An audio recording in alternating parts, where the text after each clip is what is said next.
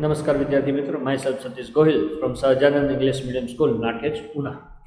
तो विद्यार्थी मित्रों, आज हम आपके स्टैंडर्ड का लास्ट चैप्टर नंबर 23 भूख समझने जा रहे हैं। भूख ये एक कविता है।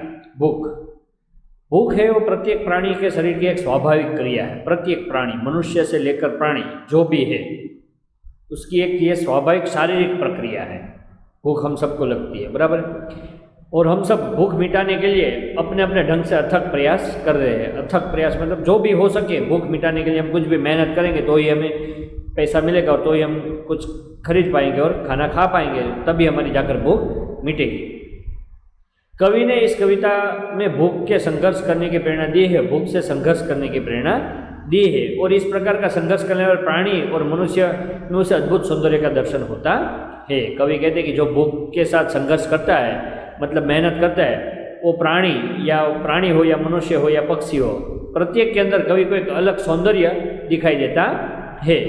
तो इस कविता के कवि का नाम है सर्वेश्वर दयाल सक्सेना, जिनका जन्म सन 1926 और निधन सन 1983 में हुआ था। उनका जन्म बस्ती नामक एक गांव है उत्तर प्रदेश में, वहाँ हुआ था। आर्थिक अभाव से जूझते उन्होंने इलाहाबाद में एमए किया था। स्कूल में शिक्षक, क्लर्क और आकाशवाणी में नौकरी की थी।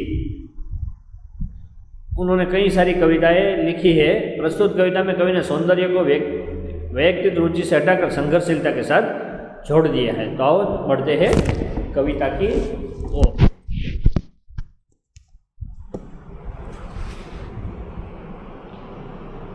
जब भी भूख से लड़ने कोई खड़ा हो जाता है, सुंदर दिखने लगता है। जब भी कोई भूख से लड़ने के लिए कोई खड़ा हो जाता है, सुंदर दिखने लगता है। कवि कहते हैं कि भूख से मुक्ति पाने का मार्ग संघर्ष है। इस भूख से मुक्ति पाने का मार्ग क्या है? संघर्ष। जब कोई प्राणी भूख से मुक्ति पाने के लिए संघर्ष करता है तो बहुत ही सुंदर दिखाई देने लगता है। कहने का अर्थ है कि बिना संघर्ष के किसी समस्या का हल नहीं होता। बिना संघर्ष से किसी समस्या का हल नहीं होता। इसलिए जो प्राणी संघर्ष करता है वह सुंदर दिखाई देता है। जो प्राणी संघर्ष करता है, संघर्ष मतलब यहाँ पर मेहनत, जो भी प्राणी मेहनत करता है वो खूबसूरत दिखाई देने लगता है। झपटता बाज, फन उठाए सांप, दो पैरों पर खड़ी, कांटों से नन्ही नन्ही पत्तियां खाती बकरी। अब यहाँ पर कवि ने उदाहरण दिया है। बाज पक्षी अपने शिकार को कब्जे में करने के लिए जितनी तेजी से उस पर झपट मारता है और किसी तेजी से अपने चंगुल में दबोच कर उड़ जाता है, वह देखने लायक होता है। झपटता बाज होता है वो आकाश में जब उड़ता है, बहुत ही ऊंचाई पर उड़ता है और नीचे अपने शिकार को टारगेट कर लेता है। और वो शिकार को जब शिकार करने के लिए जब उसके ऊपर झपटता है, उसके अपने पंजों में, नाखूनों में फंसाकर जब ऊपर उड़ जाता है, वो देखने लायक होता है। वो एक संघर्ष, वो मेहनत है बाज की।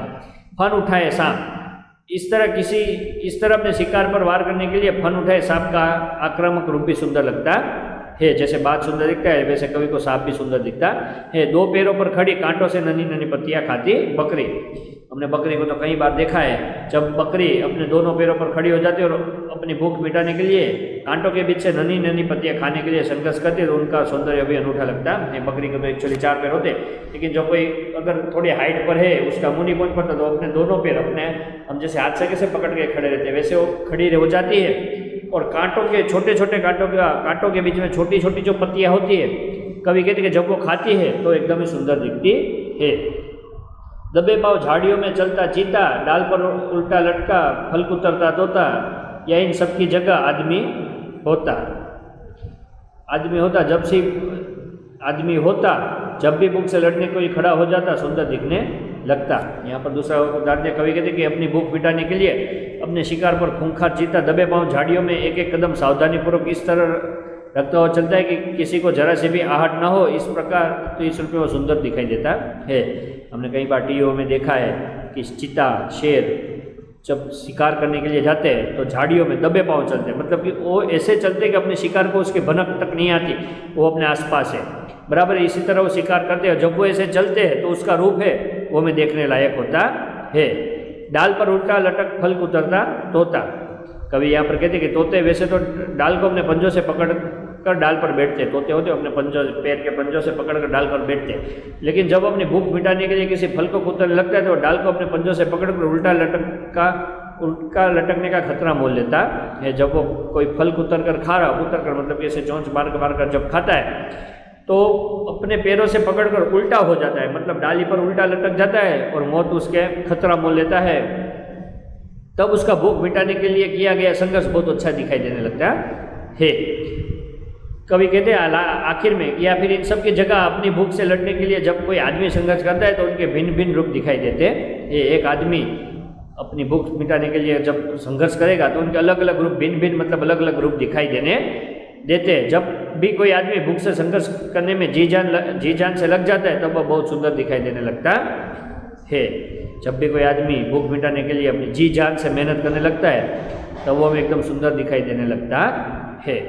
तो यहाँ पर कविता में कवि ने कहा है कि आदमी का सौंदर्य है वो उसने एक अलग तरीके से हमें दिखाया है। आदमी हो, मनुष्य हो, प्राणी हो, किसका भी सौंदर्य है वो एक अलग तरीके से दिखाई है। तोता हम दुखते हैं सुंदर, कैसे कि भाई तोते का कलर अच्छा है, उसकी चोंच लाल है, उसके गले में जो काला रंग का जो कंठला है वो हमें अच्छा दिखता है, वैसे हमें तोता अच्छा लगता है। लेकिन यहाँ पर तोते को एक अलग तरीके से दर्शाया। जब वो अपनी भूख से लड़ने के लिए आगे बढ़ता है तो उसका संघर्ष हमें दिखाई देता है, उसकी मेहनत से वो हमें और सुंदर दिखाई देने लगता है।